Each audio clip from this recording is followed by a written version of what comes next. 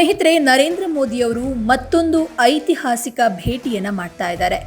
ಏನು ಅಂತ ಅಂದರೆ, ಕಳೆದ 43 ವರ್ಷಗಳಲ್ಲಿಯೇ ಭಾರತದ ಯಾವೊಬ್ಬ ಪ್ರಧಾನಿಯೂ ಭೇಟಿ ಕೊಡದಂತಹ ಕುವೈಟ್ಗೆ ಇದೀಗ ನರೇಂದ್ರ ಮೋದಿಯವರು ಭೇಟಿ ಕೊಡಲಿಕ್ಕಿದ್ದಾರೆ. ಇನ್ನು ನರೇಂದ್ರ ಮೋದಿಯವರು 2 ದಿನಗಳ ಪ್ರವಾಸಕ್ಕಾಗಿ ಕುವೈಟ್ಗೆ ಹೋಗ್ತಾ ಇದ್ದಾರೆ.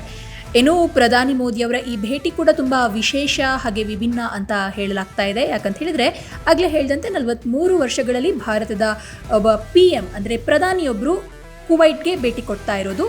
ಇನ್ನು ಪ್ರಧಾನಿ ಮೋದಿಯವರು ಡಿಸೆಂಬರ್ 21 ಮತ್ತು 22ರಂದು ಕುವೈಟ್ನಲ್ಲಿ ಇರ್ತಾರೆ. ಇನ್ನು ಕುವೈಟ್ನ ಎಮಿರ್ ಶೇಖ್ ಮೆಶಾಲ್ ಅಲ್ ಅಹ್ಮದ್ ಅಲ್ ಜಬಾರ್ ಅಲ್ ಸಬಾಹ್ ಅವರ ಇನ್ವಿಟೇಷನ್ ಮೇರೆಗೆ ಅವರು ಇನ್ವೈಟ್ ಮಾಡಿದ ಕಾರಣ ಪ್ರಧಾನಿ ಮೋದಿ ಅಲ್ಲಿಗೆ ಹೋಗ್ತಾ ಇದ್ದಾರೆ. ಇನ್ನು ಭಾರತದ ಕಡೆಯಿಂದ ಕುವೈಟ್ಗೆ ಹೋದ ಕೊನೆಯ ಪ್ರಧಾನಿ ಅಂತಂದ್ರೆ ಅದು ಇಂದಿರಾ ಗಾಂಧಿ ಅವರು. ಇವರು 43 ವರ್ಷಗಳ ಹಿಂದೆ 1981ರಲ್ಲಿ ಕುವೈಟ್ಗೆ ಭೇಟಿ ಕೊಟ್ಟಿದ್ರು. 2009ರಲ್ಲಿ ಅಂದಿನ ಉಪರಾಷ್ಟ್ರಪತಿ ಹಮೀದ್ ಅನ್ಸಾರಿ ಪಶ್ಚಿಮ ಏಷ್ಯಾ ದೇಶಕ್ಕೆ ಭೇಟಿಯನ್ನು ಕೊಟ್ಟಿದ್ರು.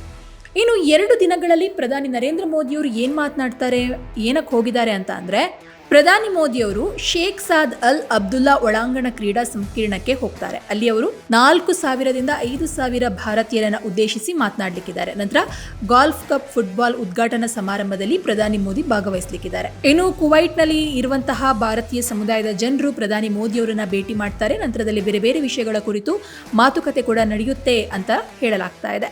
ಇನ್ನು ಕುವೈಟ್ನಲ್ಲಿ 10 ಲಕ್ಷ ಭಾರತೀಯರು ವಾಸಿಸ್ತಾ ಇದ್ದಾರೆ. ಇನ್ನು ಭಾರತೀಯರ ಸಂಖ್ಯೆ ಅಲ್ಲಿ ವಾಸಿಸ್ತಾ ಇರುವಂತಹ ವಿದೇಶಿ ಪ್ರಜೆಗಳಲ್ಲಿಯೇ ಅತಿ ಹೆಚ್ಚು ಅಂತ ಹೇಳಬಹುದು.